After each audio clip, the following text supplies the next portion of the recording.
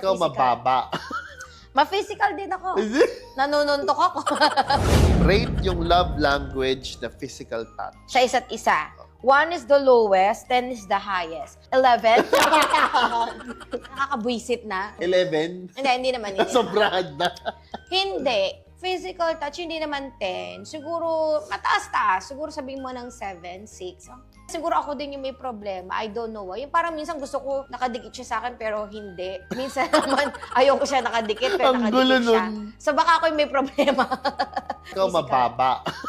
Ma-physical din ako. Hindi. Nanununtok ako. 1. Grabe ka naman sa 1. Hoy. Sige, taas 2.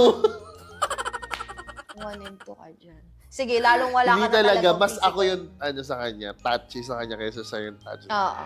Actually, nung bago tayo, medyo mataas ang love language mong ganyan. Hindi physical touch? Oo, Diyos ko, kulang na lang sumanib ka sa And akin. I think Lahat nga ng touch, ginawa mo na eh.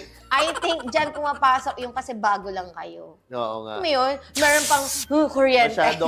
Masyado kang obsessed sa akin dati. Ngayon, hindi na. Hindi na ako obsessed sa'yo. Oo, siguro kung yung married life na, parang hindi na.